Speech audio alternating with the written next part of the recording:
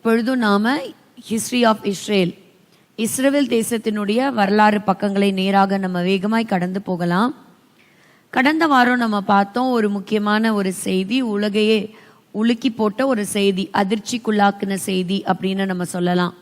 என்னன்னு கேட்டீங்க அப்படின்னா, இஸ்ரவேலர்கள் நடத்திய ஒரு தாக்குதல் அப்படின்னு கருதப்படுகிறது. ஏன்னா இதுவரைக்கும் இஸ்ரவேலர்கள் அந்த ரெஸ்பான்சிபிலிட்டி அவங்க எடுத்துக்கல.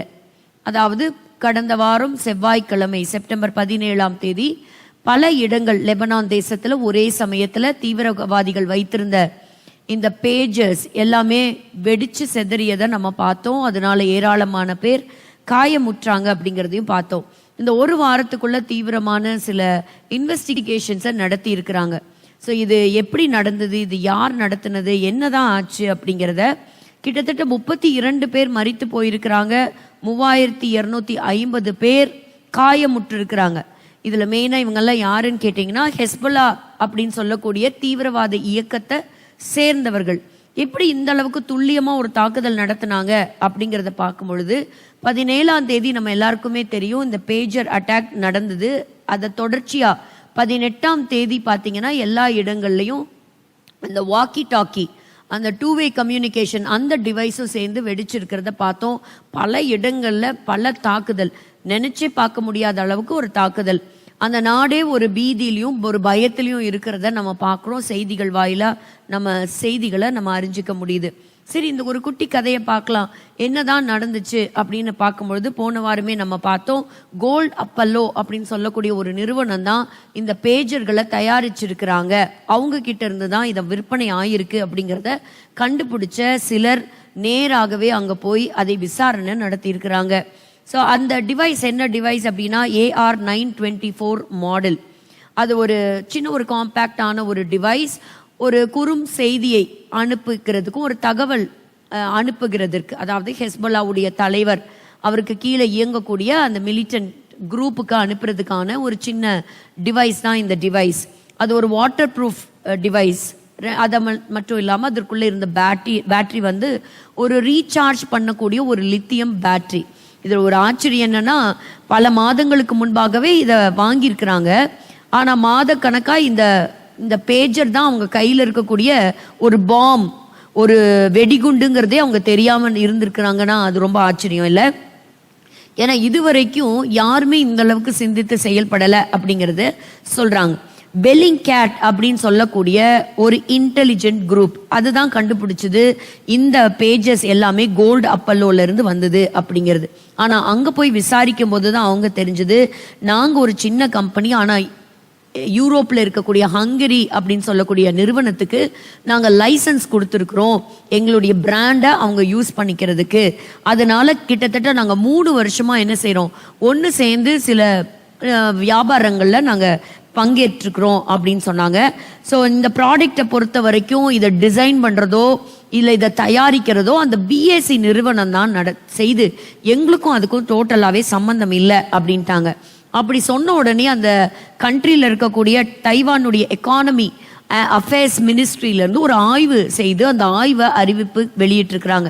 என்னன்னு கேட்டிங்கன்னா, கிட்டத்தட்ட அந்த தேசத்தில் 2,60,000 பேஜஸ் அவங்க விற்றிருக்கிறாங்க. ஃப்ரம் 2022 2024 வரைக்கும். இந்த PPT க்ளோஸ் பண்ணிக்கலாம், 24 வரைக்கும். ஆனால் இது வரைக்கும் எதுவுமே வெடிக்கலை அப்படிங்கிறத அவங்க தெரிஞ்சுக்கிறாங்க. அப்படியா? அப்போ இது எந்த ப்ராடக்டும் இந்த தேசத்திலிருந்து வெளியே வந்த எதுவுமே இப்படி ஒரு கம்ப்ளைண்ட் இது வரைக்கும் வரல, நாங்கள் இவ்வளோதான் விற்பனை செய்திருக்கிறோம் அப்படிங்கிறத ரொம்ப துல்லியமாக சொல்லிட்டாங்க. சரி, நேரா படையெடுத்தது ஹங்கேரிக்கு. ஹங்கேரியில போய் அந்த BAC நிறுவனத்தையும் அவங்க சந்திச்சு அங்க பார்க்கும் பொழுது பார்த்தா அங்க இருக்கக்கூடிய அந்த கவர்மெண்ட் ஸ்போக்ஸ்மேன் அவங்க அந்த நிறுவனத்தை குறித்து சொல்லியிருக்கிறாங்க. அதுல ஒரு சீஃப் எக்ஸிக்யூட்டிவா இருக்கிறவங்க தான் கிறிஸ்டியானா. அவங்க சொன்னாங்க, ஆமாமா நீங்க சொல்றது உண்மைதான், இந்த BAC நிறுவனமும் கோல்டு அப்பல்லோவும் சேர்ந்து இந்த பொருட்களை இந்த டிவைசஸை தயாரிக்கிறதுல நாங்க ஈடுபட்டு தான் வரோம். ஆனா இப்ப சமீபத்துல வெடிச்சது பாருங்க, இந்த பேஜருக்கும் எங்களுக்கும் எந்த சம்பந்தமும் இல்லை. ஏன்னு கேட்டா நாங்க பேஜரை தயாரிக்கிற நிறுவனமே இல்லையே அப்படின்ட்டாங்க. என்னது, பேஜரே நீங்க தயாரிக்கிறது இல்லையா அப்படின்னு சொல்லி அங்க போய் பார்த்தா தீவிரமா விசாரிச்சா அங்க ஒரு சின்ன வீடு தான் இருக்குது. அங்க ஒரே ஒரு மேனேஜர் தான் இருக்கிறாங்க. அந்த மேனேஜர் அவங்க சொன்ன அட்ரஸில் போய் பார்த்தா அது மட்டும் இல்லை, அங்கே எந்த விதமான மேனுஃபேக்சரிங் டிவைஸ்க்கான அறிகுறி இருக்கக்கூடிய எந்த நிறுவனங்களும் அப்படிப்பட்ட ஆஃபீஸும் எதுவுமே இல்லை. அதனால இது எங்கிருந்து வந்தது, இது யாருன்னே தெரியல. ஆனால் சமீபத்தில் நியூயார்க் டைம்ல இருந்து இன்னொரு திடுக்கிடும் ஒரு செய்தி ஒன்று வெளியிட்டாங்க. என்னன்னு கேட்டிங்கன்னா, அடடா இந்த பிஎஸ்சிங்கிற ஒரு நிறுவனமே கன்சல்டிங்கே இஸ்ரேலில் சேர்ந்தது தான் அப்படின்ட்டாங்க. இந்த பிஎஸ்சியும் கைவிரிச்சிருச்சு, தைவானில் இருக்கக்கூடிய கோல்டு அப்பல்லவும் கைவிரிச்சிருச்சு. தொடர்ச்சியாக அடுத்த நாள் நடந்த அடுத்த ஒரு வாக்கி டாக்கி அட்டாக். ஸோ அந்த பாதிப்பில் ஏராளமான பேர் காயமுட்டாங்க. சரி, இந்த வாக்கி டாக்கி டிவைஸ் எங்கேருந்து வந்துச்சு அப்படின்னு பார்த்தா அது ஒரு ஜப்பான் நிறுவனத்தை சேர்ந்தது. சரின்னு ஜப்பானுக்கு படையெடுத்து அதெல்லாம் ஆய்வு செய்து பார்க்கும் பொழுது அவங்களுடைய பிராண்ட் என்னன்னா ஐகாம். ஸோ இது ஒரு ஜாப்பனீஸ் கம்பெனி. இது ஒரு 2-வே ரேடியோ டிவைஸ், அவங்களுடைய ரேடியோ டிவைஸ். இது எல்லாமே தீவிரவாதிகள் ஒருத்தருக்கு ஒருத்தர் கம்யூனிகேஷன், தகவல் பரிமாற்றத்துக்காக அவங்க பயன்படுத்திக்கிட்ட கருவிகள். நம்ம எல்லாருக்குமே தெரியும், ஒருவேளை அவங்க மொபைல் ஃபோன் யூஸ் பண்ணாங்கன்னா ஈஸியாக அவங்கள டேப் பண்ணிரும், அவங்க இருக்கக்கூடிய லொக்கேஷன்ஸை கண்டுபிடிச்சிருங்கிறத அவங்க அவாய்ட் பண்ணுறதுக்காக தான் ரொம்ப பர்பஸ்ஃபுல்லாகவே இந்த டிவைசஸ்க்கு அவங்க வந்தாங்க. அப்போது இந்த மாடல்லாம் என்ன அப்படின்னு கேட்கும்பொழுது பார்த்தா ICV82 அப்படின்னு சொல்லக்கூடிய இந்த வாக்கி டாக்கி தான் அவங்க பயன்படுத்தினாங்க. அதை ஆய்வு செய்து பார்க்கும்பொழுது ஜாப்பனீஸ் நிறுவனம் சொல்லிடுச்சு, இது 2014 நாங்கள் நிறுத்தியாச்சு, இப்படிப்பட்டது ஒன்றும் கிடையாது. இப்போ இருக்கக்கூடிய இந்த வாக்கி டாக்கி எடுத்து பாருங்க, நாங்கள் அதில் எங்களுடைய ஹாலோகிராம் சிம்பலே இல்லை அப்படின்னு அவங்க சொல்லிட்டாங்க. அந்த ஸ்டிக்கரே இல்லை. நாங்கள் 80க்கும் மேற்பட்ட நாடுகளுக்கு எங்களுடைய வியாபாரங்களை நாங்கள் செய்கிறோம். நாங்கள் ரொம்ப ஃபேமஸான நிறுவனம், கம்யூனிகேஷன் ரிசீவர்ஸ் பல நாடுகளுக்கு கொடுக்குறோம் நாங்கள். ஆனால் இது வரைக்கும் எந்த நிறுவனமும் இந்த அளவுக்கு ஒரு எக்ஸ்ப்ளோர்ட் ஆகி ஒரு கம்ப்ளைண்ட் எங்களுக்கு வரவே இல்லை அப்படின்னு சொல்லிட்டாங்க. அதனால் ரொம்ப கேரண்டியாக உறுதியாக சொல்லிட்டாங்க, அங்கே வெடித்தது எதுவுமே எங்களுடைய ப்ராடக்ட்ஸ் இல்லை.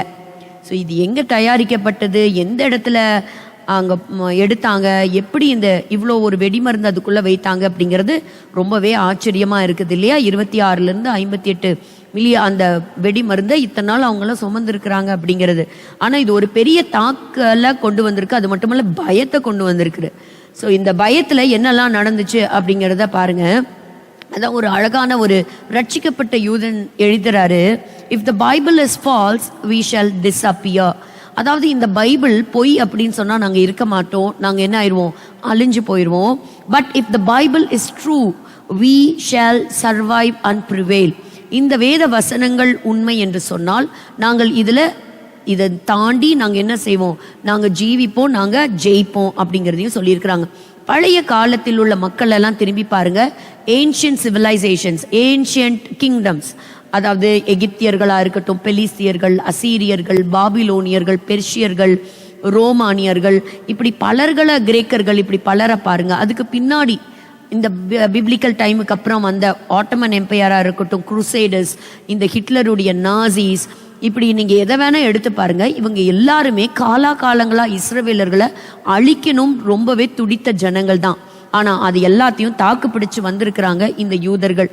ஏன்னு சொன்னால் they are very very very special people. ஒரு சில வசனங்களை நம்ம வேகமாக நம்ம வாசித்து இந்த வாரத்திலையும் நடந்த சில முக்கியமான செய்திகளையும் சில வீடியோ கிளிப்பிங்ஸையும் நம்ம பார்க்க போகிறோம். வாசிங்களேன். உபாகமம் 28ஆம் அதிகாரம் 7வது வசனம். உபாகமம் 28:7. உனக்கு விரோதமாய் எழும்பும் உன் சத்துருக்களை முன்பாக முறியடிக்கப்படும்படி ஒப்பு கொடுப்பார். ஒரு வழியாய் உனக்கு எதிராக புறப்பட்டு வருவார்கள். 7 வழியாய் உனக்கு முன்பாக ஓடி போவார்கள். இந்த யூத தேசமும் இந்த யூத மக்களும் இன்னைக்கும் உயிரோட இருக்கிறாங்க, சர்வைவ் ஆகுறாங்க அப்படின்னு சொன்னா உலகத்துக்கே ஒரு சவாலா மாறிட்டாங்க. உலகத்தையே திரும்பி பார்க்க வச்சுட்டாங்க. இன்னைக்கு அவங்களுக்கு ஈடு கம்பேரே பண்ண முடியாதுங்கிற அளவுக்கு அவங்களுடைய விஸ்டமாக இருக்கட்டும், அவங்களுடைய செயல் திறனாக இருக்கட்டும், உலகத்தையே ஆச்சரியப்பட வைக்குது. அப்போது இதுக்கெல்லாம் காரணம் என்னன்னா, அடிப்படை வாக்குத்தத்தம் பண்ணப்பட்ட மக்கள். உனக்கு விரோதமாக எழும்பும் உன் சத்துருக்களை கர்த்தர் உனக்கு முன்பாக முறிய அடிக்கும்படி உன் கையிலே ஒப்பு கொடுப்பார். So it is not by their intelligence, it is by the God of Israel. அந்த தேசத்தை பாதுகாக்கும் தேவனாகிய கர்த்தர் அவர்களுக்கு பலனாய் இருக்கிறார்.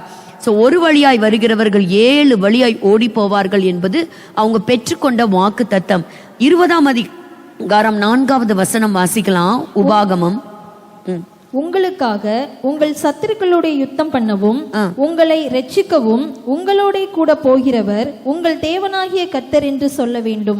பாருங்க, ஸோ யுத்தம் அப்படின்னு சொல்லும் பொழுதே அந்த தேசத்தின் ஜனங்களுக்கு பல 1000 வருஷங்களுக்கு முன்பாக கர்த்தர் ஆபிரகாம், ஈசாக்கு, யாக்கோபை தெரிந்து கொண்டு வாக்குத்தத்தம் பண்ணினதை இன்னைக்கும் கர்த்தர் நினைவு கூர்ந்து அந்த தேசத்துக்கு அவர் உண்மையுள்ளவராய் இருக்கிறார்.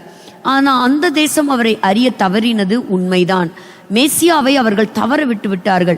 இன்னும் மேசியாவை அறிந்து கொள்ளும்படியாக இன்னும் அவர்களுடைய கண்கள் திறக்கப்படல. ஆனாலும் கர்த்தர் அந்த தேசத்திற்காக இறங்கி செயல்பட வேண்டிய காலம் இந்த காலம் ஏங்கிறதையும் அந்த ரகசியத்தை நம்ம பார்க்கலாம். லேவியராகமம் 26:7-8. உங்கள் சத்துருக்களை துரத்துவீர்கள், அவர்கள் உங்கள் முன்பாக பட்டயத்தால் விழுவார்கள். உங்களில் 5 பேர் 100 பேரை துரத்துவார்கள். உங்களில் 100 பேர் 10,000 பேரை துரத்துவார்கள். உங்கள் சத்துருக்கள் உங்களுக்கு முன்பாக பட்டயத்தால் விழுவார்கள். பாருங்க, this is a very tiny nation. ஒரு குட்டி நாடு, குட்டி ஜனத்தொகை உள்ள நாடு. சுத்தி இருக்கக்கூடிய இஸ்லாமிய நாடுகள் எல்லாம் நீங்க பாருங்க, அவங்க கிட்ட இருக்கக்கூடிய ஆள் பலம், அவங்க கிட்ட இருக்கக்கூடிய பணபலம், அவங்க கிட்ட இருக்கக்கூடிய ஆயுதங்கள், இது எல்லாத்தையும் கம்பேர் பண்ணும்போது இவங்க ஒண்ணுமே கிடையாது. இவங்க ஒரு சின்ன கூட்டத்தின் மக்கள். ஆனா ஆண்டவர் சொல்றாரு, நீங்க சத்துருக்களை துரத்துவீர்கள், அவங்க பட்டயத்தால விழுவாங்க. உங்கள 5 பேர் 100 பேரை நீங்க துரத்துவீங்க. நீங்க கொஞ்சம் ஜனம்தான், நீங்க ஸ்மால் நம்பர்ல இருப்பீங்க, but you will chase away in hundreds. 100 கணக்கா துரத்துவீங்க. நீங்க 100 பேர் சேரும்போது 10,000 கணக்குல நீங்க என்ன செய்வீங்க? துரத்துவீங்க. அவங்களுக்கு ஈக்குவலான கெப்பாசிட்டி, அந்த பொட்டென்ஷியல் அவங்களுக்கு இன்னைக்கு வாங்கினது கிடையாதுங்க. இந்த ப்ராமிஸோட தான் அந்த ஜெனரேஷனே இருக்கிறாங்க. அப்படிப்பட்ட மக்கள் இவங்க, இந்த மக்கள். அப்போ இந்த மக்கள் என்னெல்லாம் நடக்குதுங்கிறத தான் நம்ம ரொம்ப கவனித்து பார்க்கணும். ரொம்ப த்ரில்லிங்கா நடக்குது, இன்ட்ரெஸ்டிங்காகவும் நடக்குது. பாருங்க, ஒரு பக்கத்துல ஜனங்கள் எல்லாம் ஒரு அழிவை சந்திக்கிறாங்க. அங்கேயும் இயேசு கிறிஸ்துவை அறிந்து கொண்ட ஏராளமான கிறிஸ்தவர்கள் இருக்கிறாங்க. லெபனான் எடுத்துக்கிட்டா அங்கெல்லாம் நிறைய கிறிஸ்தவர்கள் இருக்கிறாங்க. காசாவா இருக்கட்டும், யூதர்களா இருக்கட்டும், அங்க இருக்கக்கூடிய லெபனானா இருக்கட்டும், எல்லாருமே இயேசு கிறிஸ்துவை அறிந்து கொள்ள வேண்டும். இயேசு கிறிஸ்து தான் ரட்சகர். அவர் மூலமாகத்தான் நமக்கு பாவ மன்னிப்பு, அவர் மூலமாக தான் நம்மளுடைய ஆத்ம மீட்புங்கிறத எல்லாருடைய கண்களும் திறக்கப்படணும். சரி, இப்ப நம்ம இதற்கு வருவோம். இப்ப நம்ம பார்த்தோம் இல்லையா, இந்த ஜனங்கள் எப்படிப்பட்ட வாக்கு தத்தங்களை பெற்றுக்கொண்ட ஜனங்கள் அப்படின்னு சொல்லிட்டு. இந்த ஒரு வார செய்தி என்ன அப்படின்னு பாத்தீங்கன்னா, இந்த தொடர்ச்சியா நடந்து இதிலிருந்து மீண்டு வர்றதுக்குள்ளேயே அடுத்த தாக்குதலை இஸ்ரவேல் நடத்தி இருக்கு. இந்த பிரசன்டேஷனுக்கு நேரா நம்ம கடந்து போகலாம். ஸோ கிட்டத்தட்ட 1500 ஹெஸ்போலா தீவிரவாதிகள் கிட்டத்தட்ட குருடாயிருக்கிறாங்க, இல்லைன்னா அவங்களுடைய கைகளையோ கால்களையோ அவங்க இழந்திருக்கிறாங்க அப்படின்னு சொல்லப்படுகிறது. ஸோ இந்த மாதிரி அந்த மிலிட்ரி குரூப் என்ன ஆகும்? காயப்பட்டுட்டாங்கன்னா இனி எப்படி அவங்க யுத்தங்களை நடத்துவாங்க? அது ஒரு பெரிய கேள்விக்குறி. அடுத்த ஸ்லைட். சரி, இப்படியெல்லாம் இருக்கும் பொழுதும் இப்ப இஸ்ரேல் ஒரு 3 ஆப்ஷனை கொடுத்துருக்கு. இத்தனை நாள் அவங்க தான் இவங்களை துரத்திட்டு இருந்தாங்கன்னு பார்த்தோம்னா, இப்ப இஸ்ரேல் அவங்களுக்கே ஒரு சேலஞ்ச் கொடுத்துருக்குது. நஸ்ரல்லாக்கு 3 ஆப்ஷன் கொடுத்துருக்குறாங்க.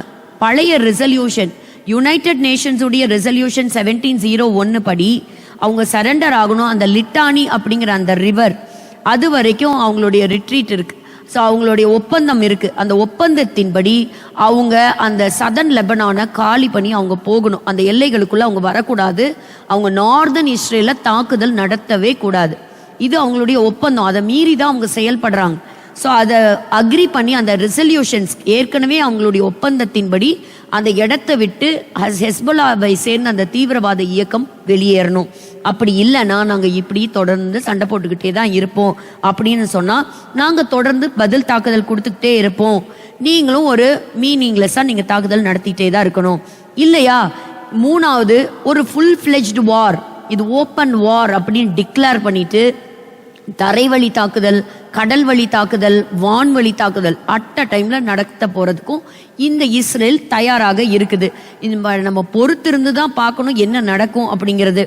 ஏன்னு கேட்டா ஒரு பக்கத்துல யுனைடெட் ஸ்டேட்ஸ் ஆஃப் அமெரிக்காவோட எலெக்ஷன் வருது. அந்த எலெக்ஷன் நமக்கு ரொம்ப முக்கியம். இந்த உலகத்தினுடைய அடுத்த சாப்டரை நிர்ணயிக்க போகிற ஒரு எலெக்ஷன்னே சொல்லலாம். ஸோ இந்த எலெக்ஷன் November 5 வரைக்கும் வெயிட் பண்ணலாம். அது வரைக்கும் இது எஸ்கலேட் ஆகி போகலாம். இல்லை எதுவுமே சரியா வரல அப்படிங்கிற பட்சத்தில் இஸ்ரேல் என்ன செய்யும் அப்படின்னா ஒரு ஃபுல் ஃப்ளெஜ்டு வாருக்கு அவங்க இறங்கி வரத்தான் செய்வாங்க. இந்த வாரில் என்ன நடந்தது அப்படின்னு சொன்னால் இவங்களுடைய தாக்குதலுக்கு பதில் தாக்குதல் நடத்தினாங்க. ஏராளமான ட்ரோன்ஸ் அனுப்புனாங்க, மிசைல்ஸ் அனுப்புனாங்க. ஆனால் ஒரு பெரிய சேதம் கிடையாது. ஆனால் ஆங்காங்கே இஸ்ரேல் பகுதிகளில் சேதங்கள் நடந்தது. ஆனால் நூற்றுக்கணக்கான ஜனங்கள் ஹெஸ்போலாவை சேர்ந்த தீவிரவாதிகள் மரித்து போயிட்டாங்க. தேவர் கம்ப்ளீட்லி எலிமினேட்டட். அதே மாதிரி இந்த 6 பிணை கைதிகளை பிடிச்சு ஒரு டனல்ல வச்சிருந்தாங்க இல்லையா, அந்த ஹமாஸ் தீவிரவாதிகளையும் இந்த IDF கம்ப்ளீட்டா எலிமினேட் பண்ணியிருக்கு. இதுல என்ன நடந்ததுன்னா இந்த ஒரு வாரமா தாக்குதல் நடத்தியும் இந்த ஹமாஸ் அப்படின்னு சொல்லக்கூடிய காசா பகுதியில் இயங்கக்கூடிய தீவிரவாத இயக்கம் தான் ஹமாஸ். ஆனா ஹமாஸ் கிட்ட இருந்து எந்த ரிட்டாலியேஷனும் இல்லை, ஒரு சத்தத்தையும் காணோம். இதுல முக்கியமா இப்ப தலைவரா இருக்கிறவர் தான் யாயா சின்வர். இந்த சின்வருடைய சத்தம் ஒரு வாரத்துக்கு மேல ஆகுது, இன்னும் அவங்க கிட்ட இருந்து எந்த ஒரு இன்ஃபர்மேஷனும் வரல. அவர் உயிரோட இருக்கிறாரா இல்ல தாக்கப்பட்டு காயமடைஞ்சு இருக்கிறாராங்கிறது ஒரு மிகப்பெரிய கேள்விக்குறியா இருக்கிறது. ஏற்கனவே டோட்டலா ஹமாஸை கம்ப்ளீட்டா டிஸ்ட்ராய் பண்ணியிருக்கிறாங்க. இனி ஃபுல் ஃபிளெஜ்டா இந்த தீவிரவாத இயக்கம் இஸ்ரேல் மேல தாக்குதலை நடத்த முடியாத அளவுக்கு அவங்க என்ன பண்ணியிருக்கிறாங்க, அவங்க கம்ப்ளீட்டா ஹேண்டிகேப் பண்ண மாதிரி பண்ணியிருக்கிறாங்க. இருந்தாலும் நிறைய சமாதான பேச்சுவார்த்தைகள் வந்தாலும் சில பேச்சுவார்த்தைகளுக்கு சின்வரும் இன்வால்வ் ஆயிருக்கிறாரு. ஒத்துக்க மாட்டேங்கிறாங்க, ஈரானும் ஒத்துக்க விட மாட்டேங்குது அப்படின்னே நம்ம சொல்லலாம். தொடர்ந்து நாங்கள் தாக்குதல் செய்வோம், நாங்கள் இதுக்கு பதிலடி கொடுப்போம், நாங்கள் அட்டாக் பண்ணுவோம் அப்படின்னே தான் சொல்றாங்க. அதுதான் இந்த ரெட் ஃபிளாக், வி சூஸ் வார். எவ்வளோ பெரிய சேதம், பொருளாதார நஷ்டம், மனுஷர்கள் அங்கே மரித்து போயிருக்கிறாங்க. அங்கே பயங்கர ஏற்கனவே எக்கானமி டவுனாக இருக்குது. பட் ஸ்டில் இந்த மாதிரியான காரியங்களை நம்ம கேட்குறோம். அடுத்த ஸ்லைடு போகலாம்.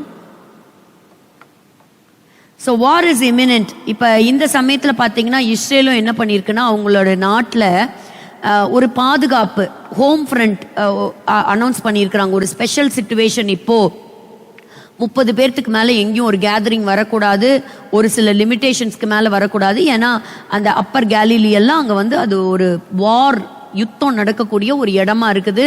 அதனால நிறைய ரெஸ்ட்ரிக்ஷன்ஸை கொண்டு வந்திருக்கிறாங்க. அந்த மாதிரி ஒரு சிச்சுவேஷன்ஸ் அங்கே அறிவிப்பு கொடுக்கப்பட்டிருக்கிறது. Next slide please. இதில் பார்த்தீங்கன்னா இப்ராஹிம் அக்வில். ஸோ இவருக்கு ஒரு கொஞ்சம் வருஷங்களுக்கு முன்பாகவே யுனைடெட் ஸ்டேட்ஸ் ஆஃப் அமெரிக்கா இந்த தீவிரவாதியை பயங்கரமாக தேடிட்டு இருந்தது. இவர் கண்டுபிடிச்சி கொடுக்குறவங்களுக்கு ஒரு பெரிய ரிவார்டு கூட $7 மில்லியன் அவருடைய தலை மேலே வச்சுருந்தாங்க. ஸோ எப்படி அப்படின்னா இவர்னால ஏற்பட்ட நஷ்டத்தின் நிமித்தம். பட் இவங்களெல்லாம் இப்போ கம்ப்ளீட்டாக எலிமினேட் பண்ணிட்டாங்க. தேவர் ஆல் கில்டு இந்த வாரில். அடுத்தது பார்க்கலாம். ஸோ இதெல்லாம் பாருங்க, ஹசன் நஸ்ரல்லா தான், இவர் தான் தலைவர். இவருக்கு கீழே இருக்கக்கூடிய அந்த ஃபர்ஸ்ட் ரோ கமாண்டர்ஸ் இருப்பாங்க இல்லையா, இதில் எல்லாத்தையும் எலிமினேட் ஆயிட்டாங்க. இப்போ புதுசாக கொண்டு வந்திருக்கிறாங்க அலி கர்கி. அவர் ஒரு வேளை இருக்காரா இல்லை அவரும் எலிமினேட் ஆயிட்டாரா அப்படிங்கிறது ஒரு கராக்கி. இவர் ஒரு டவுட்ஃபுல்லாக இருக்குது அப்படின்னு சொல்கிறாங்க. 2 பேர்த்த உள்ளே கொண்டு வந்திருக்கிறாங்க. பட் அதே சமயத்தில் என்னன்னா அடுத்த ஸ்லைட் இதுல பாருங்க, இதுல டோட்டலா கம்ப்ளீட்டா எவ்ரிபடி இஸ் எலிமினேட்டட். கம்ப்ளீட்டா டிஸ்ட்ராய் பண்ணிருச்சு. ஒரு தலைவருக்கு கீழே இருக்கக்கூடிய அத்தனை பேர்த்தையும் எலிமினேட் பண்ணிட்டாங்க. இத்தனை பேர் எலிமினேட் பண்ணதுக்கு அப்புறம் இந்த இடத்துல ஷேக் முகமது அலி அல் ஹுசைனி அப்படின்னு சொல்ற ஒருவர், அவர் ஒரு ஷியா முஸ்லிம், ஒரு கிளரிக், அவங்களோட இதுல இருப்பாங்க இல்லையா, அவங்களோட இஸ்லாமிய ரிலீஜியஸை சேர்ந்தவர். அவர் சொல்லியிருக்கிறாரு முக்கியமா who is also the head of the Islamic Council, அதற்கு தலைவராய் வகுக்கக்கூடியவர். அவர் அந்த லெபனானுக்கு முக்கியமான ஒரு செய்தி, அதாவது என்ன சொல்றாரு, நசருல்லாவை பத்து, உங்களுடைய ஆட்சி காலம் முடிஞ்சிருச்சு, இப்போ ஒரு பெரிய ஒரு திருப்பு முனை மிடில் ஈஸ்ட் பக்கம் முழுவதுமாக இந்த தேசம் முழுவதுமாக வந்துருச்சு. இதுக்கு மேல நீங்க இருந்து என்ன செய்ய முடியாது, ஆட்சி செய்ய முடியாது, உங்களோடதெல்லாம் ஒரு எண்டுக்கு வந்தாச்சு அப்படின்னு சொல்லியிருக்கிறாரு. அதனால நம்ம இந்த யுத்தத்தை நம்ம நிறுத்தணும் அப்படிங்கிறத கொண்டு வந்திருக்கிறார். ஏன்னா ஏற்கனவே நம்ம பெரிய அழிவை சந்திக்கிறோம். லெபனான்ல இருக்கிறவங்க என்ன சொல்றாங்கன்னா, நாங்க ஏற்கனவே அழிவை சந்திச்சிட்டோம், இதுக்கு மேல எங்களுக்கு ஒரு அழிவு வேண்டாம் அப்படின்னு சொன்னா கூட ஹெஸ்போலா திரும்ப திரும்ப இல்ல we want war அப்படின்னு சொல்றாங்க. இப்படி சொல்லும் போது உங்களுக்கு என்ன ஞாபகம் வருது, வாசிங்க பார்க்கலாம். யாத்ராகமம் 10ஆம் அதிகாரம் 7-8 அந்த இடத்துல இதே காரியத்தை தான் அன்னைக்கு பார்வோன் செய்தான். பார்வோனுடைய இருதயம் எப்படி இறுக்கமா இருந்துச்சு அப்படின்னு சொன்னா, இந்த ஈரானா இருக்கட்டும், இந்த நசருல்லாவா இருக்கட்டும், இவங்கள பார்வோனுடைய இடத்துல வச்சு நீங்க பார்க்கலாம். 7-8 வாசிங்க. அப்பொழுது பார்வோனுடைய ஊழியக்காரர் அவனை நோக்கி, எந்த மட்டும் இந்த மனிதன் நமக்கு கண்ணியாயிருப்பான், எந்த மட்டும் இவர்கள் நமக்கு கண்ணியாயிருப்பார்கள், தங்கள் தேவனாகிய கர்த்தருக்கு ஆராதனை செய்ய அந்த மனிதரை போகவிடும், அந்த மனிதரை போகவிடும், எகிப்து அழிந்து போனதை நீர் இன்னும் அறியவில்லையா என்றார்கள். எகிப்து அழிந்து போனதை நீர் இன்னும் அறியவில்லையா என்றார்கள். அப்பொழுது மோசேயும் ஆரோனும் பார்வோனிடத்திற்கு திரும்ப அழைக்கப்பட்டார். பரவாயில்ல, அழைக்கப்பட்டாங்க, போங்கன்னு சொல்லுவாங்க. திரும்பவும் அவங்களுடைய இருதயம் என்ன ஆகும், கடினப்பட்டு போகும். ஆனா அதுல முக்கியமான விஷயம் என்னன்னா, அத்தனை கிட்டத்தட்ட 8 வாதைகளை அந்த தேசம் சந்திச்சு ஒரு பெரிய அழிவை பார்த்துருச்சு எகிப்து. எகிப்து அழிவை பார்த்தும் ராஜா இடத்துல உட்கார்ந்துருக்கிற பார்வோனுடைய டிசிஷன் மாறல. இவங்களை போக விடக்கூடாது, நம்ம திரும்ப திரும்ப திரும்ப திரும்ப அவங்கள நிறுத்தி வைக்கவே பார்க்குறான். இதே தாங்க இன்னைக்கு இவங்களுடைய லைஃப்லையும் நடக்குது. இன்னைக்கு இருக்கக்கூடிய ஹமாஸா இருக்கட்டும், ஹெஸ்போலாவா இருக்கட்டும், இல்லை ஜிஹாதீஸா இருக்கட்டும், ஏமன்ல இருக்க ஹூத்தீஸா இருக்கட்டும், சரியான அடி வாங்குறாங்க. பயங்கரமான ஒரு எக்கானமி டவுன் ஆகுது. But still they want to wage war against them. ஏன்னு கேட்டிங்கன்னா, ஹெஸ்போலா அப்படிங்கிற பேருக்கு அர்த்தமே என்னன்னா காட்ஸ் ஆர்மின்னு அர்த்தம். அதாவது இஸ்ரவேலர்களை, யூதர்களை அழித்து இஸ்ரவேல் தேசத்தை கைப்பற்றுவது தான் அவங்களுடைய லக்கு, அதுதான் அவங்களுடைய நோக்கம். அதுக்காக அவங்களுடைய உயிரை கொடுப்பாங்க. அது அவங்களுடைய பெருமையாகவும் அவங்க நினைக்கிறாங்க. இதே தான் பல ஆயிரக்கணக்கான வருஷங்களுக்கு முன்பாக ஒரு விடுதலையை இஸ்ரவேலர்கள் பார்க்கறதுக்கு முன்பாக பார்வோனுடைய இருதயம் இருந்தது. என்ன நடந்தது, அவங்க வெளியே வரும்போது ஈஜிப்ட் வாஸ் கம்ப்ளீட்லி டிஸ்ட்ராய்ட். இதே தாங்க இன்னைக்கும் நடக்குது. இதை வாசிக்கும் போது எனக்கு அதுதான் ஞாபகம் வந்தது. ஏராளமான கமாண்டர்ஸை எடுத்திருக்கிறாங்க, ஒரு ஃபுட்டேஜ் எல்லாம் ரிலீஸ் பண்ணியிருக்கிறாங்க. இப்ராஹிம் குபைசி ஒரு கமாண்டர், அதாவது ஹெஸ்போலாவை சேர்ந்த ராக்கெட் மிசைல், முக்கியமான ராக்கெட்ஸ் மிசைல்ஸ் எல்லாம் இருக்கும் இல்லையா, அந்த நிறுவனத்தை பார்க்கக்கூடிய கமாண்டர், தி சீனியர் லீடரை எலிமினேட் பண்ணியிருக்கிறாங்க. இந்த தாக்குதல் லெபனான் மேல அவங்க நடத்தி கொண்டிருக்கிற இந்த சதன் லெபனான் மேல இருக்கக்கூடிய தாக்குதலுக்கு என்ன பேர் வச்சிருக்கிறாங்க இஸ்ரவேலர்கள் அப்படின்னா, நார்தர்ன் ஆரோஸ். இப்ப நடந்த pager attack below the belt, ஏன்னா அவங்க இடுப்புல தான் அதை கட்டியிருப்பாங்க. ஸோ இப்படி ஒவ்வொரு ஆப்ரேஷனுக்கும் அவங்க செய்யற திட்டங்களுக்கும் ஒரு பெயர் வச்சுதான் அவங்க நகர்ந்து போய்கிட்டே இருப்பாங்க.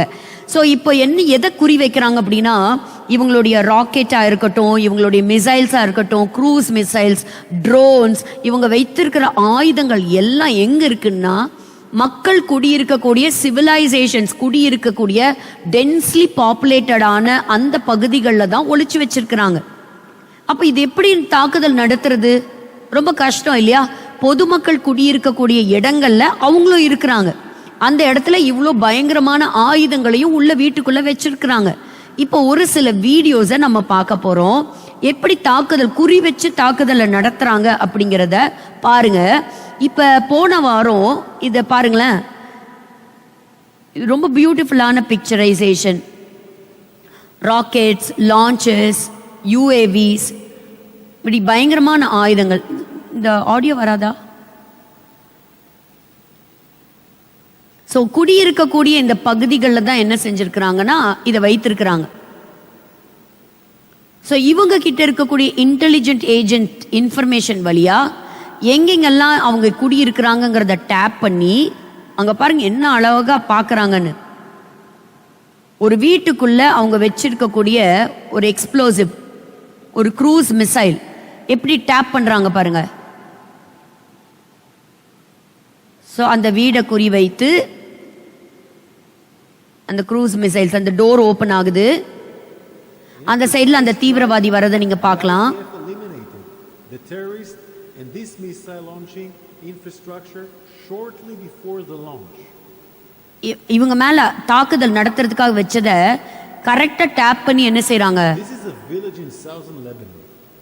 Hezbollah stores cruise missiles, rockets, launchers, and UAVs inside civilian homes, hidden behind the Lebanese population living in the village. இது அடுத்த வீடியோ போலாம். இந்த தாக்குதல் ஏதோ ஒரு நாள் 2 நாள் பிளான் பண்ணது கிடையாது, கிட்டத்தட்ட 2 வருஷமா பிளான் பண்ணது. பட் அங்கிருந்து அவங்க ஆயுதங்களை வான்வழி தாக்குதல் நடத்தும் போது இஸ்ரேல் நாட்டில் இருக்கக்கூடிய அயன் டோம் எப்படி வேலை செய்யுதுன்னு பாருங்க.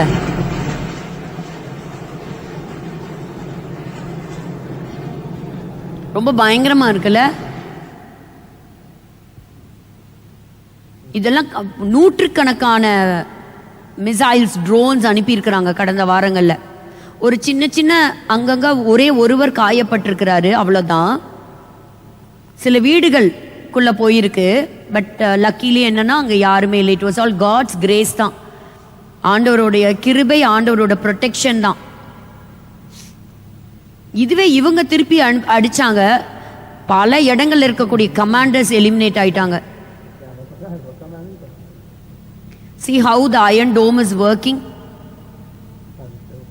இந்த அயன் டோம் எப்படி வேலை செய்யும்னா, அந்த மிசைல் வந்து ஒருவேளை மனிதர்கள் இருக்கக்கூடிய பகுதியில் அது விழுந்துச்சுன்னா அது விழுறதுக்கு முன்னாடி வானத்திலே அழிச்சிரும். ஒருவேளை அது காலியான இடத்துல விழ போகுதுன்னா அது ஒர்க் பண்ணாது, இட் வில் நாட் ஒர்க். அது போய் அந்த எம்டி ஸ்பேஸில் விழுந்து அது டிஸ்ட்ராய் ஆயிரும். அந்த அளவுக்கு ரொம்ப இன்டெலிஜென்ட்டாக அதை டெவலப் பண்ணியிருக்கிறாங்க. அதுதான் இஸ்ரவேலர்கள் சொல்கிறாங்க, 20 வருஷத்தில் அவங்க என்ன பண்ணாங்களாம், ஹெஸ்போலாவாக இருக்கட்டும், ஹமாஸா இருக்கட்டும், அவங்களுடைய நாட்டில் வந்து எங்கெங்கெல்லாம் நம்மளுடைய இந்த வெப்பன்ஸை தயாரிக்கலாம், எப்படியெல்லாம் வந்து ஒளிச்சு வைக்கலாம், எந்த இடத்துல மறைஞ்சிருக்கலாம், ஸோ இதெல்லாமே ஒரு வீட்டுக்குள்ளே தான் இருக்குது. அப்படி தான் இவங்க வச்சுருக்காங்க. ஆனால் இந்த 20 வருஷத்தில் இஸ்ரேல் என்ன பண்ணியிருக்குது, தன்னுடைய டெக்னாலஜியை வளர்த்திருச்சு. தன்னுடைய ஞானத்தினால, கடவுள் கொடுத்த ஞானத்தினால நிறைய டெக்னாலஜியில் வளர்ந்து, இந்த ஹெஸ்போலாவாக இருக்கட்டும், இவங்களுடைய எடுத்துக்கிட்டிங்கன்னா எந்தெந்த வீடு எப்படி எப்படி இருக்குங்கிற கம்ப்ளீட் 3D வியூ வச்சிருக்கிறாங்க. அவங்க கிட்ட இருந்து மறையவே முடியாது. ஒவ்வொரு வீடோடைய 3D வியூ இருக்கு பாருங்க. நம்ம அந்த வீடியோல பார்த்தோம்ல, ஒரு பில்டிங்குள்ள உள்ள நேவிகேட் பண்ணி அதை எக்ஸ்ப்ளோர் பண்ணி அங்க ஆயுதம் இருக்குங்கிறத டேப் பண்ணி அழிக்கிறாங்க. இந்த அளவுக்கு அவங்க டெக்னாலஜியில் வளர்ந்துட்டாங்க. ஸோ அவங்க இவங்களை தாக்க போறாங்கன்னு தெரியறதுக்கு முன்னாடியே ப்ரீஎம்டிவ் ஸ்ட்ரைக், அதான் முன்கூட்டி என்ன செஞ்சிடறாங்க, அவங்க தாக்குதல் நடத்தி அதை கம்ப்ளீட்டாக டிஸ்ட்ராய் பண்ணிடுறாங்க. இந்த மாதிரி ஏராளமான இந்த கமாண்டர்ஸ் இந்த கடந்த வாரங்களில் மட்டும் அவங்க கொலை செய்யப்பட்டிருக்கிறாங்க. நம்ம பிரசன்டேஷனுக்கு நேராக நம்ம கடந்து போகலாம். இப்போ ஒரு பெரிய வார் இருக்கலாம், இதெல்லாம் கேன்சல்டு, எலிமினேட்டட்னு வருது பாருங்க. இந்த பிபிடி மட்டும் அடுத்தது போகலாம். ஸோ இப்போ அவர் எப்படி பாடுறாராம், lonely, I am so lonely அப்படிங்கிற அளவுக்கு இருக்கான் பாருங்க. நெக்ஸ்ட் இதெல்லாம் நீங்கள் பார்க்கணும், ஏன்னா கொஞ்சம் நம்ம இந்த தீர்க்க தரிசன வசனங்களோட கனெக்ட் பண்ண போகிறோம். ஆண்டு சொல்ல, நீ ஓடுறது மாறி காலத்திலேயோ உன்னுடைய கர்ப்பத்தின் காலத்திலேயோ இல்லாமல் இருக்கும்படியா நீ பார்த்துக்கோ அப்படின்னு ஆண்டு ஒரு எச்சரிப்பின் சத்தம்லாம் கொடுப்பாரு இல்லையா. இப்போ எப்படின்னா, லெபனான்ல இருந்து ஒரு தாக்குதல் வரப்போகுது அப்படின்னா அங்கே எல்லா இடத்துலையும் சைரன் அடிக்கும். எந்த ஏரியாவில் இருக்கோ சைரன் அடிக்கும். அந்த சைரன் சத்தம் கேட்ட உடனே அவங்க அண்டர் கிரவுண்டில் இருக்கக்கூடிய அந்த பாதுகாப்பான அந்த பங்கர்ஸ்ன்னு சொல்லக்கூடிய அந்த சுரங்கத்துக்குள்ளே போய் ஒளிஞ்சுக்கணும். இப்போ லெபனான்ல இருந்து சஃபேத் அங்கே தான் தாக்குதல் நடந்திருக்கு. இப்போ அந்த நடந்துச்சுன்னா, அந்த சவுண்டு வந்ததுன்னா கிட்டத்தட்ட 3 செகண்ட்ஸ்லேருந்து 10 செகண்டுக்குள்ள யாருக்கு அந்த சைரன் வந்தாலும் அவங்க போய் என்ன செஞ்சுக்கணும், இஸ்ரவேல் மக்கள் அந்த பங்கருக்குள்ள ஒளிஞ்சுக்கணும்.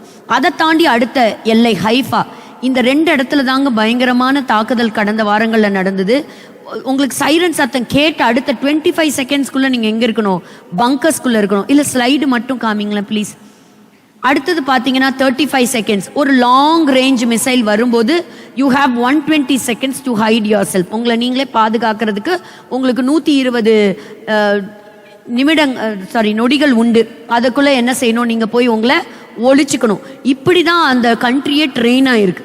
ஸோ முன்னாடியே ஒரு அலர்ட் சைரன் வரும். அந்த சைரன் கேட்டோன்னே எல்லாரும் எங்கே தான் இருப்பாங்க, ஓடி போய் குடுகுடுன்னு அந்த பங்கருக்குள்ள இருந்துக்கணும். ஸோ இப்படியே தான் இது வந்து ஒரு சின்ன உங்களுடைய அந்த கண்ட்ரியில என்ன நடக்குது அப்படிங்கிறதுக்காக எல்லாம் ஓடி ஒழிவாங்கன்னா நம்ம தீர்க்க தரிசன புஸ்தகங்கள்ல வாசிக்கிறோம் பார்த்தீங்களா, அது லிட்ரலாவே இந்த கண்ட்ரியில நீங்க பார்க்கலாம்.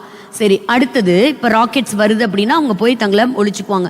இப்போ ஆல்மோஸ்ட் நிறைய கண்ட்ரிஸ் என்ன பண்ணிட்டாங்கன்னா லெபனானோட வார் வரலாம் அப்படிங்கிறதுக்காக அசர்பைஜானா இருக்கட்டும், பிரிட்டிஷ் ஏர்வேஸ், இன்னும் ஃபியூ அதர் கண்ட்ரிஸ் எல்லாம் ஃப்ளைட் எல்லாம் நிறுத்தி வச்சிருக்கிறாங்க. எந்த ஒரு போக்குவரத்தும் இல்லைங்கிறத அறிவிப்பு கொடுத்துருக்குறாங்க. த நெக்ஸ்ட், ஆனா இதுவே ஃபார்மர் CIA சீஃப் என்ன சொல்லியிருக்கிறாருன்னா, என்ன இருந்தாலும் இன்னைக்கு இந்த இஸ்ரவேலர்கள் செய்யறது, இவங்க நடத்தின தாக்குதல் ஒரு தீவிரவாத செயல் அப்படின்னு அவங்க சொல்றாங்க. இதை ஒத்துக்கவே முடியாது அப்படின்னு. ஆனா இஸ்ரேலை சுத்தி இருக்கிறதெல்லாம் தீவிரவாதிகள், இவங்களை அழிக்கணும், தம்சம் பண்ணணும்னு கங்கணம் கட்டிட்டு இருக்கிறாங்க. அப்போ அவங்க இந்த தாக்குதலை நடத்தலைன்னா இவங்க அழிஞ்சு போயிடுவாங்க. பட் இப்படி ஒரு அக்யூசேஷனும் வந்திருக்கு. யூஎஸும் ரொம்ப கடுமையான கண்டனம் தெரிவிச்சிருக்கிறாங்க. யாரா இருந்தாலும் அப்பாவி மக்கள் மரிப்பது நமக்கு ரொம்ப சங்கடமான விஷயங்கள் தான் இல்லையா. அடுத்தது பார்க்கலாம். இப்போ இந்த நார்தர்ன் எக்ஸ்போஸ், அதான் நம்ம பார்த்தோம். ஒரு ஹவுஸ், ஒரு ட்ரக், அங்கிருந்தெல்லாம் எப்படி அதை எலிமினேட் பண்ணாங்கிறதெல்லாம் பார்த்தோம். அடுத்தது பாருங்க, அவங்க கிட்ட என்னென்ன மாதிரி ஆயுதங்கள்லாம் வச்சிருக்கிறாங்க அப்படிங்கிறத முன்கூட்டியே அறிஞ்சிருக்குது. இப்ப சமீபத்துல நடந்த ஒரு தாக்குதல்ல வந்த ஆயுதத்தை வச்சுதான் அவங்க கண்டுபிடிச்சிருக்கிறாங்க. இது ஏற்கனவே ஏமன் ஹூத்திஸ் அவங்க பயன்படுத்தின ஒரு ஆயுதம்.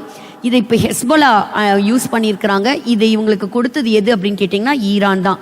ஸோ எப்படிப்பட்ட தரமான அப்படிப்பட்ட ஆயுதங்கள், the long range missiles, short range missiles. இப்போ இன்னும் லாங் ரேஞ்ச் வரல, பட் வரக்கூடிய நாட்களில் அந்த தாக்குதல் இருக்கலாம். மீடியம் ரேஞ்ச் ராக்கெட்ஸ் இதெல்லாம் வரலாம் அப்படிங்கிறத எதிர்பார்த்துருக்குறாங்க. அதுக்கும் அவங்க தயாராகிட்டு இருக்கிறாங்க. அடுத்தது பார்க்கலாம். ஸோ இப்போ இந்த ஃபைட்டர்ஸ் ஏமன்ல இருக்கிற கூடியவங்களும் ஒரு சிலர் சேர்ந்திருக்காங்களாம். எப்படி ஹமாஸ் தாக்குதல் நடத்தும் போது ஹெஸ்போலா உதவிக்கு வந்தாங்களோ, ஹெஸ்போலா தாக்குதல் நடத்தும் போதும் சிலர் ஈராக்ல இருந்தும் வந்திருக்கிறாங்க. ஸோ இப்போ அடுத்தது எங்க இருக்கும்னு நினைக்கிறீங்க? அதை தாக்கி அதை கம்ப்ளீட்டா அழிப்பாங்க. இதெல்லாம் ஏன் நம்ம தெரிஞ்சுக்கிறோம் அப்படின்னா, சுத்தி இருக்கக்கூடிய இந்த ஃபைட்டர்ஸ் எல்லாம் எலிமினேட் பண்ணாதான் நம்ம எதுக்கு நேரா போயிட்டு இருக்கிறோம்னு சொல்றேன். எசேக்கியேல் 38ஆம் அதிகாரத்தின் அந்த யுத்தத்துக்கு நேராக உலகம் அழகாக நகர்ந்து கொண்டிருக்கிறது. நம்ம இதுக்கு செவி கொடுக்கலன்னு சொன்னா வேதம் நமக்கு கற்பிக்கின்ற சில முக்கியமான தகவல்களை நம்ம மிஸ் பண்ணிடுவோம். அடுத்தது பார்க்கலாம். ஏமன்ல இருந்து அரைவாயிருக்கிறாங்க உதவி செய்வதற்காக. பாருங்க, இப்போ கிட்டத்தட்ட லெபனான்ல பயங்கரமான யுத்தம் நடந்துட்டு இருக்குது. இதனால என்ன ஆச்சு அப்படின்னா, அதிகமான லெபனீஸ் நாட்டை விட்டு போறாங்க. ஸோ இதெல்லாம் ஒரு லாங் ரேஞ்ச் மிசைல் எப்படி ஒரு வீட்டுக்குள்ள சதர்ன் லெபனான்ல ஒழிச்சு வச்சிருக்கிறாங்க அப்படிங்கிறது. The next slide please. இப்போ பாருங்க, இவங்க யூஸ் பண்ண ஒரு ஆயுதம், இதுக்கு முன்னாடி இருந்த ப்ரீவியஸ் ஸ்லைட். ஸோ இந்த மிசைலோடைய டேட்டா அவங்க எடுத்திருக்கிறாங்க. இதுல 700 to 1000 kg அந்த வார்ஹெட்டோட அது தாக்குதல் நடத்த முடியும் அப்படிங்கிறத, எவ்வளோ டயாமீட்டர், எவ்வளோ தூரத்துலேருந்து தங்களை தாக்குதல் வருது அப்படிங்கிறதெல்லாம் அவங்க ஏற்கனவே ஸ்டடி பண்ணி வச்சிருக்கிறாங்க. ஸோ இதுக்கு முன்னாடி ஹூத்திஸ் யூஸ் பண்ணிட்டு இருந்தாங்க, இன்னைக்கு ஹெஸ்போலா யூஸ் பண்ணாங்க. The next slide please. So இங்கே பார்க்குறீங்களா, நிறைய கார் வேகமாக போயிட்டு இருக்கு பார்த்தீங்களா. இதெல்லாம் என்னன்னா எல்லாம் காலி பண்ணுறாங்க, ஊரையே காலி பண்ணி போயிட்டு இருக்காங்க. பெய்ரூட் அப்படின்னு சொல்லக்கூடிய லெபனான்ல இருக்கக்கூடிய மைய பகுதிக்கு, இந்த சென்ட்ரல் பார்ட்டுக்கு போகிறாங்க. இதுக்கு பேர் எக்ஸோடஸ் அப்படின்னு சொல்கிறாங்க. நம்ம படிக்கிறோம்ல ஒரு நாள் எக்ஸோடஸ். இஸ்ரவேல் ஜனங்களும் இதே மாதிரி தான் கொத்து கொத்தா லட்சக்கணக்கான ஜனங்கள் எகிப்திலிருந்து போனாங்க. இன்னைக்கு இஸ்ரவேலர்களுக்கு பயந்து இன்னைக்கு லெபனான்ல இருக்கக்கூடிய லெபனீஸ் உயிருக்கு பயந்து போயிட்டு இருக்காங்களாம். இது எப்படின்னு கேட்டிங்கன்னா, இவங்களுடைய டோட்டல் ரேடியோ சேனல்ஸையும் இவங்களுடைய ஃபோன் லைனையும் எப்படி ஆக்கிரமிச்சாங்கன்னு தெரியல இஸ்ரவேலர்கள். ஆனால் எல்லாத்துடைய மொபைலுக்கும் மெசேஜ் வந்திருக்கு. என்ன மெசேஜ் வந்திருக்கு அப்படின்னா, இந்த பகுதிகளில் நாங்கள் தாக்குதல் நடத்த போகிறோம், இந்த தாக்குதலுக்கு ஒருவேளை உங்க வீட்டுக்குள்ள இந்த வெப்பன்ஸை நீங்க வச்சிருக்கலாம், இல்லைன்னா உங்க வீட்டு பக்கத்துல வெப்பன் இருக்கலாம். அந்த மாதிரி ஏரியால இருந்தீங்கன்னா நீங்க உடனடியா அந்த ஏரியாவை நீங்க காலி பண்ணணும். You should take it as an very serious warning. ஒரு அழகான வீடியோவை பதிவு செய்திருக்கிறார் பிரதமர் பெஞ்சமின் நெத்தன்யாகு. இது ஒரு ஜெனோசைட் அப்படின்னா யாரும் முன்கூட்டியே அறிவிப்பு கொடுக்க போறது கிடையாது. பட் அறிவிப்பு கொடுத்த உடனே ஆயிரக்கணக்கான லட்சக்கணக்கான கார்கள் எல்லாம் போய் அங்கங்க ஹோல்ட் ஆகுது. சிலர் இவங்களோட என்ட்ரியை மறுப்பு தெரிவிக்கிறாங்க, சிலர் சீரியாக்குள்ள நுழைய முயற்சிக்கிறாங்க. எப்படின்னு கேட்டா, இந்த சதன் லெபனான்ல இருக்கிறவங்களுக்கு ஒரு பயம் வந்துருச்சான். ஒருவேளை நம்ம வீட்டில் இந்த வெடிமருந்து, இந்த ராக்கெட்ஸ் எதுவும் இல்லை, ஒருவேளை பக்கத்து வீட்டில் இருக்குமோ, பக்கத்து வீட்டில் வெடிக்கும் போது நம்மளதும் சேர்ந்து வெடிச்சிருமோ, ஒருவேளை தவறுதெல்லாம் நம்ம மேலே வெடி போட்டா என்ன பண்ணுறது அப்படின்னு ஒரு பயத்திலே இருக்காங்களாம். ஸோ அந்த இஸ்ரேல் IDF என்ன அறிவிப்பு கொடுத்துருக்காங்கன்னா, உங்களை தாக்குறது எங்களுடைய எண்ணம் இல்லை, this is not our target. ஆனால் நீங்கள் இந்த டோட்டலாக நாங்கள் கம்ப்ளீட்டாக இந்த தீவிரவாத இயக்கத்தை நாங்கள் எலிமினேட் பண்ணதுக்கப்புறம் நீங்கள் மறுபடியும் வந்து உங்கள் வீடுகளில் நீங்கள் குடியிருக்கலாம். பட் இப்போ it is a war time, you have to evacuate அப்படின்னு சொன்னதுனால எல்லாருமே போயிட்டு இருக்கிறாங்க. அதனால அங்கே ஒரு பயங்கரமான ஒரு டிராஃபிக் ஜாம், எங்கே போகிறதுன்னு தெரியல, எல்லாருமே பெய்ரூட் பகுதிக்குள்ளே போயிட்டே இருக்கிறாங்க. ஸோ அதை சொல்லியிருக்கிறாங்க. ஸோ கிட்டத்தட்ட பார்த்தீங்கன்னா இந்த க்ரூஸ் மிசைல்ஸ், இந்த எக்ஸ்ப்ளோசிவ்ஸ் இதெல்லாம் வச்சு கிட்டத்தட்ட 8000க்கும் மேற்பட்ட ராக்கெட் தாக்குதலை அக்டோபர் 7ஆம் தேதியிலேருந்து இது வரைக்கும் தாக்குதல் நடத்தி இருக்குது. பாருங்க, they call it as exodus from southern Lebanon and the Bekaa Valley. So இது தினம் நடக்குது, எங்கே போகிறதுன்னு மக்களுக்கும் தெரியல. ஆனால் ரிப்பீட்டடாக வார்னிங், எல்லாரும் பயப்படுறாங்க. ஃபோனுக்கு என்னடா இஸ்ரேல் நாட்டிலேருந்து நமக்கு மெசேஜ் வருது, அங்கே இருக்கிற கமாண்டர் இங்கே அவங்க ஃபோனுக்கு மெசேஜ் கொடுக்குறாங்க, ஃபோனில் காண்டாக்ட் பண்ணி நீங்கள் காலி பண்ணணும், இவாக்குவேட் பண்ணணுங்கிற தகவல் வருது. ஸோ அந்த மக்களே பயத்தில் இருக்கிறாங்களாம். அடுத்தது பார்க்கலாம். ஸோ இவர் தான் இதை சொன்னது. அதாவது இதுக்கு மேலேயும் நம்ம என்ன செய்ய வேண்டாம், இதை போஸ்ட்பான் பண்ணவே வேண்டாம். Because everybody in Lebanon they are in state of mind. எப்படி இருக்குன்னா, ஒரு ஃபியரில் தான் அவங்க இருக்கிறாங்க அப்படிங்கிறத நம்ம பார்க்குறோம். சரி, இப்போ இதே மாதிரி சம்பவம் இவங்களோட வேதத்தில் நடந்திருக்கா அப்படின்னு பார்த்தா, இந்த ஒரு வாரத்தில் மட்டும் கம்ப்ளீட்டாக ஹெஸ்போலாவை சேர்ந்த முக்கியமான கமாண்டர்ஸை எலிமினேட் பண்ணியிருக்கிறாங்க. நஸ்ருல்லா மட்டும் உட்கார்ந்துருக்கிறாரு, கீழே இருக்கிற அவங்க கம்ப்ளீட்டாக போயிருக்கிறாங்க. திருப்புங்களேன், ஒரு சின்ன சம்பவத்தை மட்டும் நம்ம படித்து நம்ம இஸ்ரவேல் வரலாறு பக்கங்களை நம்ம நிறைவு செய்வோம். நியாயாதிபதிகளின் புஸ்தகம் 4ஆம் அதிகாரம் அதை எடுத்துக்கிட்டோம்னா, நியாயாதிபதிகளுடைய காலங்கள். ஸோ இந்த காலகட்டங்களில் இந்த இஸ்ரவேலர்களுக்கு ஒரு சரியான லீடர் இல்லை. அப்பப்போ ஒவ்வொரு லீடர் எழும்புவாங்க, அந்த நாட்டை பாதுகாத்து நடத்துவாங்க. அப்படி ஒரு காலகட்டங்களில் என்னாச்சுன்னா, ஆண்டவருக்கு விரோதமா, அதாவது கர்த்தருடைய பார்வைக்கு பாவம் செய்தார்கள் இந்த ஜனங்க. அப்போ கர்த்தர் என்ன செய்யறாரு? 2வது முக்கியமான வசனம்,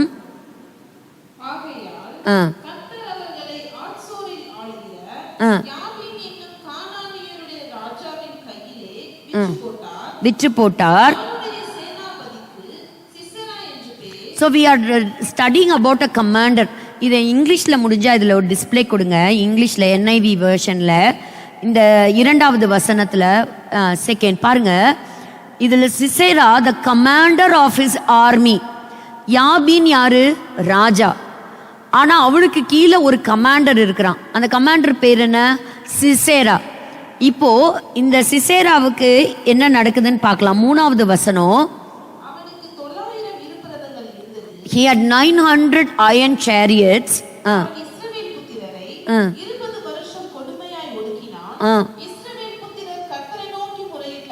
இதே தாங்க ஹெஸ்போலாவும் 20 வருஷமா இந்த இஸ்ரவேல் மக்களை எப்படி அழிக்கலாம்.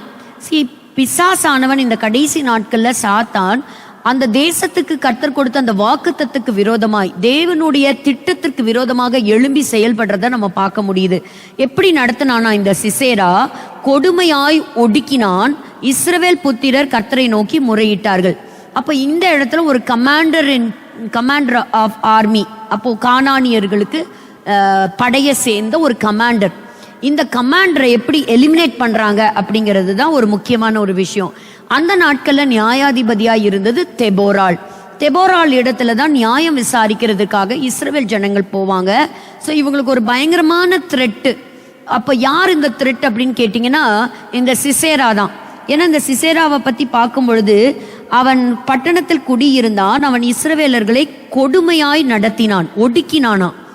இதே தாங்க இந்த 2 தீவிரவாத இயக்கமும் சேர்ந்து எழும்ப விடாம இந்த இஸ்ரவேலை தொடர்ச்சியா அழிச்சே தீருவோங்கிறதுல கங்கணம் கட்டி இருக்கிறாங்க. அப்போ ஆண்டவர் சொல்றாரு, 7வது வசனத்துல பார்க்கும் பொழுது, யாபின் சேனாபதியாகிய சிசேராவையும் அவன் ரதங்களையும் அவன் சேனையையும் கீசோன் பள்ளத்தாக்கிலே உன்னிடத்தில் வர இழுப்பேன். அப்போ உன்கிட்ட நான் கொண்டு வருவேன் அப்படிங்கிறத கர்த்தர் ஒரு வாக்கு தத்தமாய் கொடுக்கிறார். அவனையும் சரி, அவன் வச்சிருக்கிற ஆயுதங்களையும் சரி, நீ 2யும் பிடிப்ப. இப்ப நம்ம வீடியோஸ்ல எல்லாம் பார்த்தோம், தீவிரவாதிகளுடைய தலைவர்கள், அதாவது கமாண்டர்ஸை தான் அழிச்சிருக்கிறாங்க. அந்த கமாண்டர்ஸ் ஒளிச்சு வச்சிருந்த, தீவிரவாதிகள் ஒளிச்சு வச்சிருந்த இந்த லான்ச்சர்ஸ், இந்த மிசைல்ஸ், ட்ரோன்ஸ், க்ரூஸ் மிசைல்ஸ், இந்த லான்ச் பேட்ஸ், இதெல்லாத்தையும் அழிச்சிருக்கிறாங்க. கம்ப்ளீட்டா 2யும் சேர்த்து அழிச்சிருக்கிறாங்க. இதே தான் பல 1000 வருஷங்களுக்கு முன்பாக இஸ்ரவேலர்கள் செஞ்சிருக்கிறாங்க. ஆண்டவர் சொல்றாரு, உன்னிடத்துக்கு கொண்டு வருவேன் அப்படின்னு சொல்றாரு.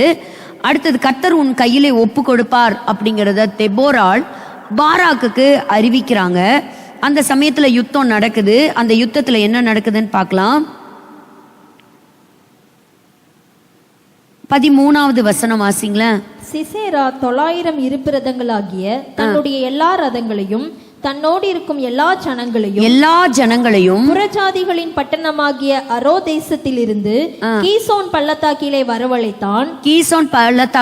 வரவழைத்தான். அப்பொழுது தெபோராள் பாராக்கை நோக்கி, எழுந்து போ, கர்த்தர் சிசேராவை உன் கையில் ஒப்பு கொடுக்கும் நாள் இதுவே, கர்த்தர் உனக்கு முன்பாக புறப்படவில்லையா என்றால்.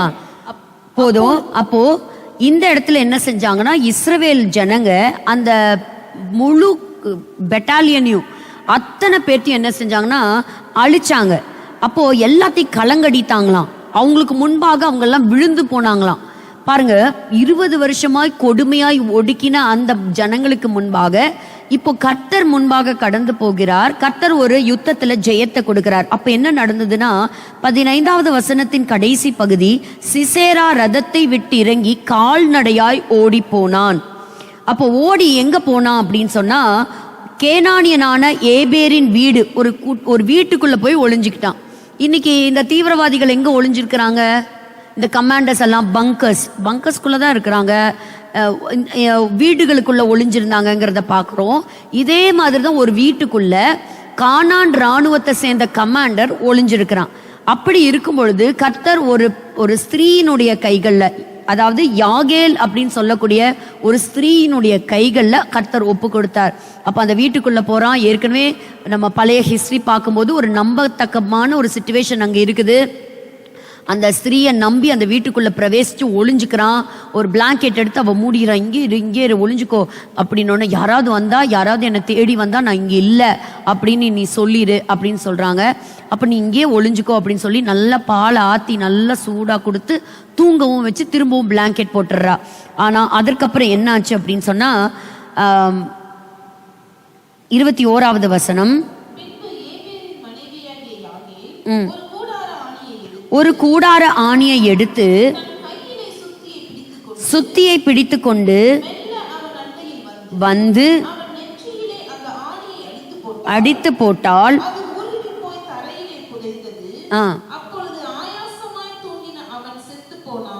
அவன் செத்து போனான். அப்போ they killed the commander in chief. அந்த சீஃபை அன்னைக்கு கொன்னுட்டாங்க. அதுக்கப்புறம் ஒரு பெரிய ஒரு சமாதானம் வந்தது. 23வது வசனத்துல வாசிக்கிறோம், இப்படி தேவன் அந்நாளிலே கானானியரின் ராஜாவாகிய யாபினை இஸ்ரவேல் புத்திரருக்கு முன்பாக தாழ்த்தினார். இன்னைக்கு நசருல்லா அப்படிதான் இன்னைக்கு தாழ்த்தப்பட்டு இருக்கிறார். ஒரு நாள் பார்த்தா இந்த சேவலோட இந்த சிக்கனோட என்ன செய்யறாங்க, ரீல்ஸ் போடுறாங்க. இந்த பேஜர் வந்தோடனே பேஜரோட போட்டாங்க. அப்புறம் இப்ப நான் தனிமையா இருக்கிறேன் அப்படின்னு ஒரு பாடல் பாடி இருக்கிறாங்க. இப்படி எல்லாத்துக்கும் தலையா இருக்கக்கூடிய இந்த நசருல்லாவுடைய தலை தாழ்த்தப்பட்டிருக்கிறத நம்ம பார்க்கிறோம். இந்த கடைசி நாட்களையும் கர்த்தர் இவங்களுக்கு கொடுத்திருக்கிற இந்த வாக்குத்தத்தம் என்னன்னா, கர்த்தர் இவர்களுக்கு ஜெயத்தை கொடுப்பார். அவர் இஸ்ரவேலின் தேவன். இஸ்ரவேலர்கள், அதாவது ஒண்ணு சபைக்கு கர்த்தர் கொடுத்திருக்கிற வாக்குத்தத்தங்களையும் இந்த இஸ்ரவேல் ஜனங்கள், அதாவது தேசத்துக்குரிய வாக்குத்தத்தத்தையும் ஒரு நாளும் நம்ம கன்ஃபியூஸ் பண்ணிக்கவே கூடாது. அந்த லேண்டை போய் நம்ம ஆக்குபை பண்ண முடியாது. ஆனா நம்ம ஆபிரகாமின் வழியிலே வந்த அவருடைய விசுவாசத்தின் பிள்ளைகள், இந்த வேத வசனங்கள் நமக்கும் சொந்தம். நமக்கும் கர்த்தர் அந்த தேசத்தை எப்படி பாதுகாக்கிறாரோ, இன்னைக்கு கர்த்தர் அப்படிதான் சபையை நேசிக்கிறார், சபையை பார்க்கிறார். அதை விட அதிகமாக ஏன்னா அவர் ரத்தத்தையே கொடுத்திருக்கிறார் இந்த சபையை சம்பாதிப்பதற்கு. இந்த கடைசி நாட்கள்ல இருக்கிறோம். இன்னைக்கு ஆக்சுவலா இன்னொரு முக்கியமான செய்தியும் உங்ககிட்ட பகிர்ந்துக்கணும்னு ஆசைப்பட்டிருந்தேன். ஒன் வேர்ல்ட் ஒன் ரிலிஜன் எப்படி உள்ள வருது அப்படிங்கிறத. சரி, இந்த வசனங்களை நம்ம வாசிச்சு நம்ம நிறைவு செய்யலாம். இப்போ இந்த யுத்தத்தினால என்ன ஆச்சுன்னு கேட்டிங்கன்னா, எல்லாருமே பகைக்கிறாங்க. இஸ்ரவேலை கண்டாலே பிடிக்கல. இவன் எல்லாத்தையும் அழிக்கிறான், குழந்தைகளை கொல்றான், பெண்களை கொல்றான், இவன் மனுஷங்களை கொல்றான், அவன் இஷ்டத்துக்கு அவன் செய்யறான் அப்படிங்கிறத செய்யறாங்க. அவங்க இந்த ஆயுதங்களையும் இந்த ஆயுததாரிகள் இவங்களையும் தான் அவங்க தேடி போறாங்க. ஆனா அவங்கள எங்க இருக்கிறாங்கன்னா ஹாஸ்பிட்டல்ஸ்லயும் இந்த வீடுகளுக்கு நடுவுல ஸ்கூல்ஸ்க்கு நடுவுல அங்கதான் இருக்கிறாங்க. காசால பாருங்க, பள்ளிக்கூடமே நடக்கல. அந்த பிள்ளைகள் பள்ளிக்கூடங்களுக்கு போகவே முடியல, திக்கற்ற நிலைமையில இருக்கிறாங்க. காசா ஏற்கனவே அழிஞ்சு போச்சு. அதை பார்த்தும் இன்னும் நசருல்லா என்ன செய்யல, இந்த யுத்தத்தை ஓய பண்ணலான்னு நடக்கல. ஜெபம் பண்ணுங்க, இதுக்கான சமாதான பேச்சுவார்த்தையில ஒரு நல்ல தீர்வு உண்டாகணும்னு. இப்ப இஸ்ரேல் அதுக்கு அந்த ஹாஸ்டேஜோட ரிலீஸுக்கு பேச்சுவார்த்தைக்கு வந்தாலும் அவங்க இப்ப சரியா வரல. அவங்க இருதயம் கடினமா இருக்கு, அழிஞ்சுக்கிட்டே இருக்காங்க. ஆனா அவங்க இருதயம் கடினமா இருக்கு. லூக்கா 21, மத்தேயு 23, இதெல்லாம் 24, இதெல்லாம் ரொம்ப அழகான அதிகாரங்கள். ஏன்னா நம்ம அறிஞ்சுக்க வேண்டிய அதிகாரங்கள். பாருங்க, இவங்களை கொண்டு போய் இப்ப எங்க நிறுத்தி இருக்கிறாங்க? இன்டர்நேஷனல் கோர்ட் ஆஃப் ஜஸ்டிஸ்ல கொண்டு போய் நிறுத்தி இருக்கிறாங்க. இந்த 21-12 வசனங்கள்ல இருந்தே நீங்க கொஞ்சம் கவனம் செலுத்தி வாசிங்க. நான் 1-2 வசனங்களை மட்டும் வாசிச்சு நான் நிறைவு செய்யறேன். 12வது வசனங்களை வாசிச்சிங்கன்னா, இவைகளெல்லாம் நடப்பதற்கு முன்னே என் நாமத்தின் நிமித்தம் அவர்கள் உங்களை பிடித்து ஜெப ஆலயங்களுக்கும் சிறைச்சாலைகளுக்கும் ஒப்பு கொடுத்து ராஜாக்கள் முன்பாகவும் அதிபதிகள் முன்பாகவும் உங்களை இழுத்து துன்பப்படுத்துவார்கள். அடுத்த வாரம் அடுத்த மீட்டிங் ஒன்று நடக்க போகுது, Thursday. ஸோ யூஎனோட மீட்டிங்ல பேச போறாங்க. ஸோ அந்த இடத்துல அவங்க தங்களை ப்ரெசென்ட் பண்ணணும். இப்படி எல்லாரும் முன்னாடியும் அவங்க நிற்கிறாங்க. அவங்க மேல கசப்பு. ஒரு சில நாடுகள் அவங்களுக்கு சப்போர்ட்டா இருக்கு. லெபனானே எடுத்துக்கிட்டிங்கன்னா இஸ்ரேலுக்கு அகெயின்ஸ்டாவும் இருக்கிறாங்க, இஸ்ரேலுக்கு ஃபேவரபிளாவும் இருக்கிறாங்க. 15வது வசனத்துல வாசிக்கிறோம், உங்களை விரோதிக்கிறவர்கள் ஒருவரும் எதிர்பேசவும் எதிர் நிற்கவும் கூடாத வாக்கையும் ஞானத்தையும் நான் உங்களுக்கு கொடுப்பேன். பாருங்க, இதெல்லாம் நடக்குதா இல்லையா? இந்த ஞானத்தை வச்சிருக்காங்கிறது அவங்க செஞ்சுட்டு இருக்கிற ஒவ்வொன்றையும் நம்ம பார்க்கிறோம். ஸோ விசேஷத்தை ஞானத்தை கொண்டவங்க. பாருங்க 17வது வசனம், என் நாமத்தின் நிமித்தம் எல்லாராலும் பகைக்கப்படுவீர்கள். இதெல்லாம் சபைக்கும் ஒரு பக்கம் நடக்குது, இது லிட்ரலா இஸ்ரேலுக்கும் நடக்கிறத நம்ம பார்க்கிறோம். எல்லாருமே அவங்கள பகைக்க தான் செய்யறாங்க. ஆனாலும் இது ரொம்ப முக்கியமான வசனம், வாசிக்கலாம். என்ன ஒரு ப்ரொடெக்ஷன் பாருங்க. We serve an awesome God. இன்னைக்கும் நம்மளுடைய தலையில் உள்ள மயிருக்கெல்லாம் கர்த்தர் கணக்கு வைத்திருக்கிறார். அப்படிப்பட்ட பாதுகாப்பை தேவன் இன்றைக்கு சபைக்கும் வைச்சிருக்கிறார், ரட்சிக்கப்பட்ட ஜனத்துக்கு வைத்திருக்கிறார். அவங்கள பார்க்கும் பொழுது அவங்கள இல்லாம பண்ணணும்னு நினைக்கிறாங்க. அங்கிருந்து 100கணக்கான மிசைல்ஸ் அனுப்புறாங்க, இங்க சேதம் இல்லை. ஆனா இங்க இருந்து குறி வச்சு தாக்குதல் நடத்துறாங்க, அவங்களுடைய கமாண்டர்ஸ் எல்லாம் அழிஞ்சு போயிட்டாங்க. இனி அடுத்தது என்ன செய்ய போறாங்கிறது ஒரு மிகப்பெரிய ஒரு கேள்விக்குறியா இருக்கு. இதெல்லாம் நடந்தாலும் சபைக்கு கர்த்தர் சொல்லக்கூட ஒரு காரியம் என்னன்னா 28வது வசனம், இவைகள் சம்பவிக்க தொடங்கும் போது உங்கள் மீட்பு சமீபமாய் இருப்பதால் நீங்கள் நிமிர்ந்து பார்த்து உங்கள் தலைகளை உயர்த்துங்கள் என்றார். உங்கள் தலைகளை உயர்த்துங்கள். ரோமர் 11வது அதிகாரத்திலையும் நம்ம வாசிக்கிறோம். ரொம்ப அழகாய் பவுல் இஸ்ரவேலர்களுக்காக எழுதிய அதிகாரங்கள் about Israel, very exclusively for Israel. பாருங்க, புறஜாதியாரால எருசலேம் மிதிக்கப்படும். சபைக்கு கர்த்தர் ஒரு காலத்தை வைத்திருக்கிறார். அது வரைக்கும் தான் அவங்க மிதிக்கப்பட்டாங்க, மிதிக்கப்பட்டு முடிஞ்சிருச்சு. யுத்தங்கள் நடந்துகிட்டே தான் இருக்கும், ஆனா கர்த்தர் அவங்களை மதிக்குமையாய் பாதுகாக்கிறார். அதே சமயத்துல இந்த இஸ்ரவேல் தேசம் இந்த சபையினுடைய முடிவுக்கு அடையாளமாக ஆண்டவர் வைத்திருக்கிறார். ஸோ அவங்க எழும்பும்போது இங்கே கதவை மூடிட்டு இருக்குங்கிறத நம்ம மறந்துடக்கூடாது. இன்னும் எவ்வளோ முடியுமோ ஆண்டவருடைய அன்பை மற்றவங்களுக்கு சொல்லி அநேகர கிறிஸ்துவின் ரட்சிப்புக்குள்ள நடத்த நம்ம எல்லாம் ஆயத்தப்படுவோம். இஸ்ரவேல் தேசத்தினுடைய வரலாறு பக்கங்கள் அடுத்த வாரம் தொடரும்.